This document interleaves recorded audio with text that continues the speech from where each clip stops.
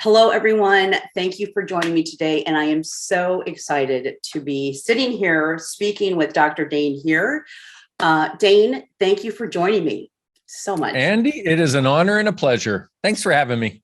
You're welcome. I'm going to introduce you for those who do not know you. So Dain, he's the co-creator of Access Consciousness, an internationally best-selling author, speaker, and facilitator of consciousness and change. And for over 20 years, he has been inviting people to embrace their true greatness and so much more. So what I'm excited to talk to you about today is International Being You Day, which is coming up on May 22nd. And this is the second annual, and yes. Lots of things happening around that. But I first want to just talk about the book. Being You, Changing the World is Now the Time. You wrote this 11 years ago. No, in 2011, which is basically, which is 11 years ago. Okay. Right. So 2011, but let's just chat a moment about you being you, and when did that all happen when you actually realized that that was even a thing that you could think about and talk about? Well, it's interesting because, I grew up in interesting circumstances, abuse, poverty, et cetera, et cetera. And yet I always knew things should and could be different. And around 25 years old, I started a spiritual search, and it was in conjunction with going to chiropractic school and opening my mind to all kinds of different things I'd never experienced before. And so I then really became aware it's truly possible to change your life. So I did everything I could, all the weirdest stuff in the world, and some normal stuff, personal development and psychology and whatever it was. I was like, hey, I know change is possible. And it wasn't until I was 30 years old, after 5 years of this journey, that I realized this is not working for me. I came home from a weekend workshop and thought I had found the answer. And as I'd done 10 or 15 times before, and 3 days later, the universe caved in on my head and I went, universe, you know what? I'm done. You got 6 months. Either my life changes or I'm out of here. And it was the first time in my life I'd actually given up hope. And I now realized that that was actually the catalyst for me to start looking from a totally different place. And so that's one of the messages that I'd like people to know is no matter what you're getting into, it never looks the way you think it's going to. And no matter what, it can be the catalyst for a totally different possibility, a catalyst for you choosing the greatness of you. So I came across something called Access Consciousness. I had a session of Access Consciousness bars. I went into it literally depressed and suicidal with a date to end my life. And I came out of it grateful to be alive. And I knew I was never going to go back there again. And that was the moment for me where I started realizing I've actually got to see what's true for me on my terms. I've got to see where the difference of me leads and stop trying to cover it up. And I've got to start exploring life from what would I like to have and what would I like to be and what impact would I like to have in the world? Yeah, absolutely. I mean, there's so much to your story as to all of us. And you really dive into it in the book as well. And I want to read one thing and then I'll have a few questions about the book, but this is something that you've said. What if you being you is a gift, the change and the possibility this world requires? And that just, brings, that just starts to bring tears to my eyes because it's so, first of all, it's so beautiful, but we don't think about that. I mean, we don't think about us, first of all, being a gift most of the time, and a change in possibility. We kind of think about us in our, family homes, communities. But when we look at the world, we truly are a gift to the world. So, let's just talk a little bit about that. Well, I think that's one of the biggest misconceptions we have is the world is very big and we are very small. Therefore, can one person really have an impact? And yet we'll look at a multi-billionaire who's whatever, whether it's positive or negative. We're like, well, they're having an impact. But what we don't realize is this world is made up of a collective of all of us, all of our choices, all of our energies, all of our points of view. We together are creating our world's future. And our point of view creates our reality. And what most of us have been sort of pigeonholed into is the idea that I can only have an influence in this tiny sphere, my friends, my family, people I work with perhaps, or maybe I'm a business owner, or maybe I'm a media person where I can have a larger sphere of influence, but still not really big. And what I found is that is completely false. Like us truly being us creates a space for people around us to know something different is possible because they know it. We know when we're in the presence of somebody truly being them. We know we're in the presence of somebody bullshitting us and pretending to be something that they're not. Can I say that? BSing us. I might get in trouble. Beep. You know, we know when somebody's being them. I'm not sure to be honest with you, but yeah, beep. Okay. Yeah, beep what he said. And so it's that when somebody is being what is uniquely them, that gives us all permission to know that we can choose that too. Because we're like, wait, I've been not being me. I've been being something that is everybody else's point of view about what I should be and trying to get the right image. I'm going to start being me. That has ramifications for all of us. And it really does ripple out across the world in ways that we can't even imagine. Yeah. I want to talk about choice for a minute, but before we go to choice, this is something you said. Judgment is the biggest killer on the planet, especially the judgment of ourselves. And I think we talk about judgment a lot. Are you a judgmental person? And we're always kind of looking out to what we're judging, not looking in. So let's talk about judgment for a minute, because that's huge. And it's a game changer when you're aware of it. Yeah, it truly is. And the thing is, we learn from the time we're little kids that judgment is a way of knowing what to choose. So you judge and you only choose the things that you judge as good and right and perfect and correct. And you don't choose the things that are bad, terrible, vicious, mean, or awful. Except what that does is it puts you into a system where your entire reality is based on judgment, usually judgment of you. And so what happens in that case is rather than looking and asking this question, what will this choice create? We go, okay, let me find a choice that ticks all the boxes and it will be right. And yet, if you've ever entered into a relationship where they checked all the boxes, but it didn't feel right, but you chose it anyway, and you know how badly it turned out, that's because of using judgment as the source for the creation of choice, rather than using our awareness of, if I choose this, what future will this create? And there's not one of us that doesn't have that awareness. And if we can start to acknowledge that, and one great way to do it is to look back over 3 or 4 choices that may be big things that you knew not to do, or not choices not to make, and you did it anyway, and it turned out just as badly as you knew it would. Well, that's because you knew. If we would function from that, we would start undoing this massive pull that judgment has, because we then continuously judge us for every choice we made. And then we also judge us as being judgmental, except the only person we really ever judge is ourselves. It's just this hamster wheel. I mean, it's just keeps going around and around and around until when you become aware, then you can kind of jump off the wheel and just speaking for myself and really kind of look at, okay, what is this choice creating? Because for most of my life, honestly, I didn't even think about choices or that I had a choice. I was just doing the next thing that I knew how to do. And now asking like you said, the question, what will this choice create? Choice is huge. And you talk a lot about that, not just in the book, but I mean, that's a conversation you have over and over and over again, because it's a conversation that I think, first of all, people need to hear over and over again because we forget. So do you want to add anything more to the choice piece? Well, and like you said, it's so huge, and people don't really get it. And what exactly I didn't. That's the problem, and what I mean by that is people look at their lives, and all the parts that work, they're willing to go, oh, I probably chose that. But the parts that don't, they go, well, I would never choose that. Why is this happening to me? it's not. What you don't realize about choice is you're actually choosing according to the underlying point of view that you have or that you bought.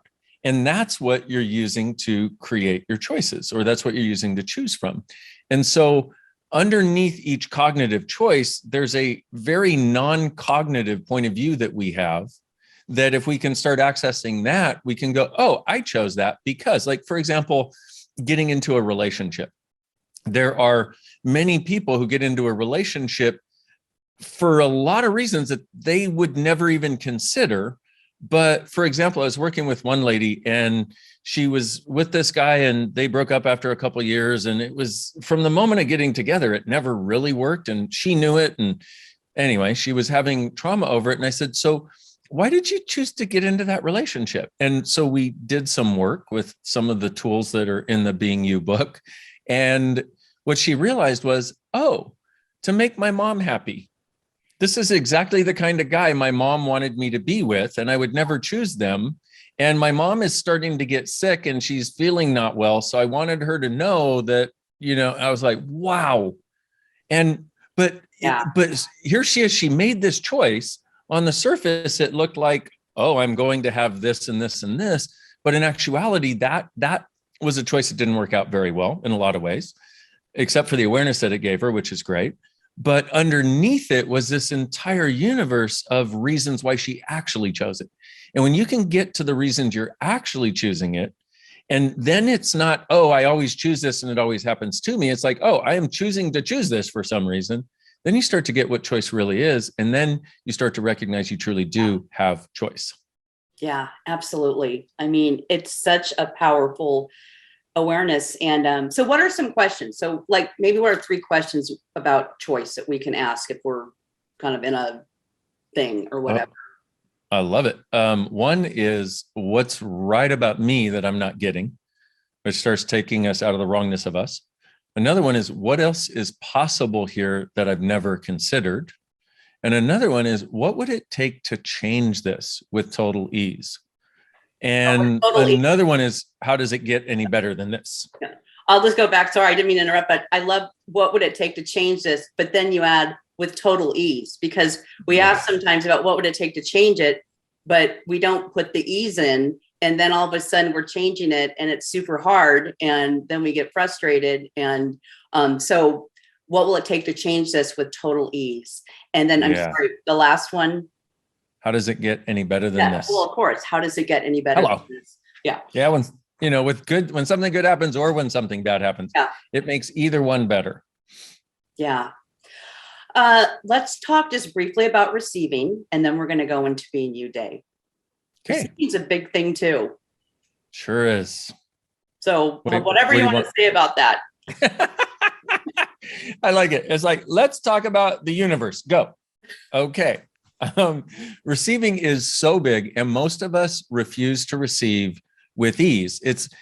There's so many aspects to this. One is the judgment thing that we talked about, because nothing that doesn't match your judgment, your decision, or your conclusion can come into your world. So for example, if you have the judgment that money is difficult, or you have to work hard, or you have no value, well, now you've just set yourself up for having that as your life, which is not the receiving that might be possible. And one of the things I like to suggest to people about receiving is, if you've ever asked for something and it showed up miraculously, you asked for it and you're like, it showed up the next day, you're like, whoa, where did that come from? Of course, then what do? We go, oh, what's wrong? Okay, there must be something wrong, which is so funny because it's what we're asking for our entire lives, is miracles in receiving, and it shows up. And then we go to what's wrong because we're so not used to receiving with ease. We're not used to asking and receiving. And yet, if we look at it, that is the way everything that we have in our life has been brought into our life. We asked for it, whether it was cognitively or not, but energetically we asked for it, which is why it's there. Ask and you shall receive is actually something that actually works. And my point of view is they hid it in the Bible so people wouldn't be able to find it. Anyway, that's my point of view. So with the receiving, the less judgment we have of us and the less judgment we have of the way things can show up, the more we're able to receive with ease. And also, the less we buy other people's points of view about the way the world has to be, and the more we explore what's true for us, the more energetically we're congruent.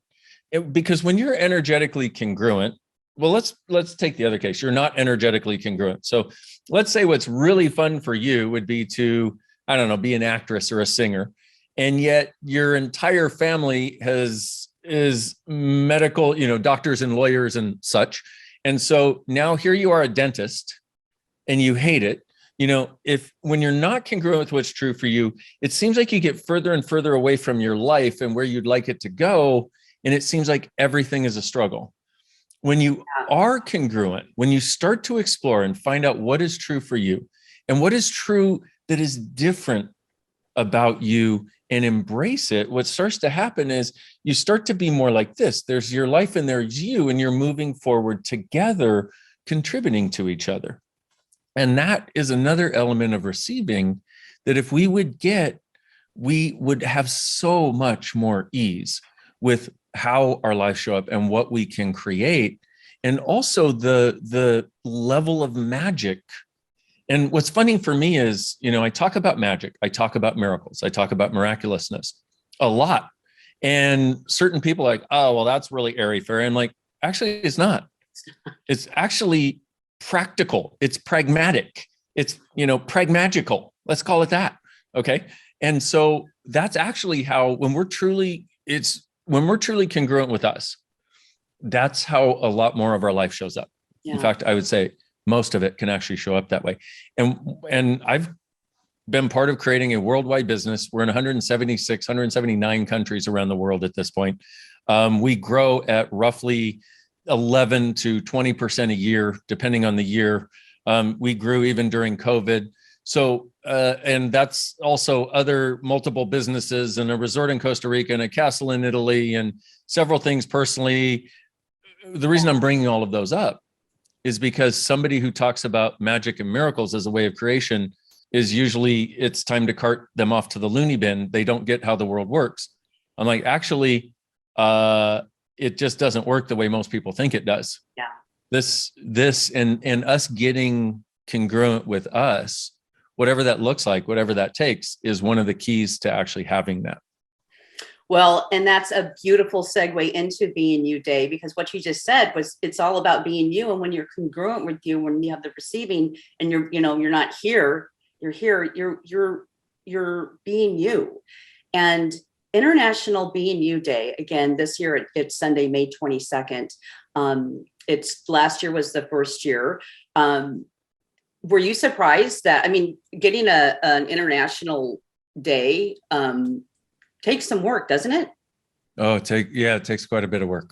There's a magical miracle right there. Right, exactly.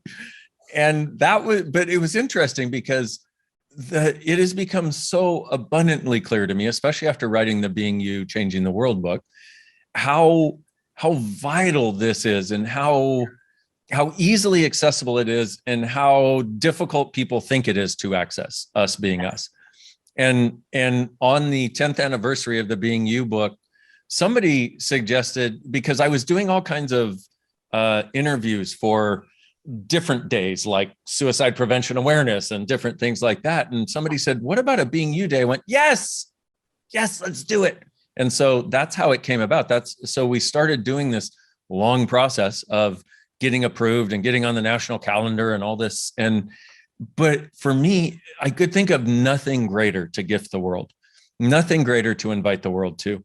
And so Being You Day is this exploration. It's a choose your own adventure. And the adventure has already begun, actually. We have, we've got a Telegram thread. We've got the website, beingyouday.com, where on the day, you're going to be able to do 24 hours of basically choose your own adventure. And I'll also do an hour or maybe a little longer, because I tend to talk a lot, if you haven't noticed, a free invite for people and let's get together and open up some stuff, change some stuff and play and see what's really true for you. Yeah. I just started being, just really embracing the being you with me. And it just, my whole life has just opened up and changed. And it's an ongoing journey. But it's just so beautiful. So Dain, I just want to thank you so much for the gift that you be in the world, for being you changing the world book. I do want to just take one moment. This is a book that just was released last year, the Body Whispering book. It's an amazing book. You actually have a class now that has the book involved. That's about, around the book, Body Whispering. But I encourage people to check out this book. Again, I listened. I haven't listened to this book. I'm a listener, so it's on Audible. I started listening to it, and it's been a couple years, and this is golden. I mean, this changed my life in 2017. I won't go into the whole story now, but yeah, thank you. So any final words before I let you get on to your next adventure? Oh, well, number one, I'd like to thank you for that and that acknowledgement, because for me, that is why I wrote the book. And, hearing that and perceiving that, that for me is such a gift. And what I would so love, and what part of my target is to invite people to the awareness of the gift it is for you to be you, but also the gift it is to others, and then how that can be reflected back at you. Like with you saying this about the Being You book, it's like, you have no idea how much that lightens my world, how much it just makes it more beautiful. Today just became even more beautiful, which after our conversation was already beautiful, and it's okay to seek beauty. It's okay to seek the beauty of being alive. And I'm so glad you said, that you've been on, and I know you've been on this journey for a while, but I'm glad that you acknowledged it in, I guess I would say, a matter of fact way, because that's actually how it is. It's like you start exploring what's true for you, your life just starts to get nicer. It starts to get easier. It starts to, you just like it more, and you start to recognize that there's a beauty underneath everything, that there's a beauty within everything. And we don't have access to that if we're not being us, because we're divergent from what could be and what we are, rather than being together with what we are and choosing according to that. And I'd say the space is available now more than ever. And really, this is the invitation is now, the space is now, and let's do this thing together. Andy has your back. I got your back. Let's go. Awesome. Dain, thank you so much. Folks, you can find Dain on drdainheer.com. He's on Facebook, Instagram, YouTube, lots of great information and just fun stuff. You do so many just fun things out there. Dain, so thank you so much. Thank you, Andy. And friends, I just want to leave you with this. Thank you for joining me. I've got my little notes over here because I wanted to remember it. You being you is now the time. And ask this question: what else is possible? Thank you.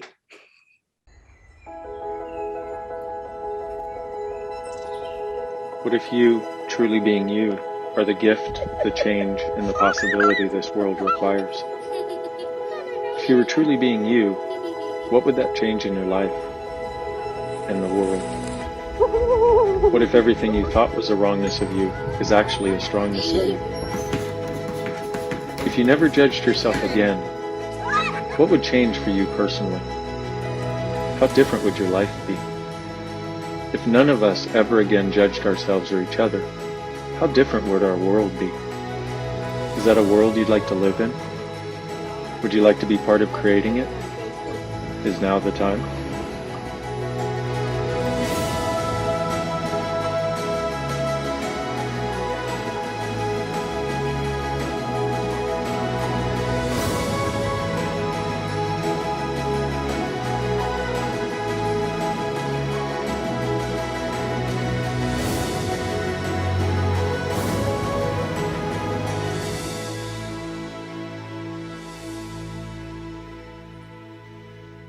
What if you, truly being you, are the gift, the change, and the possibility this world requires?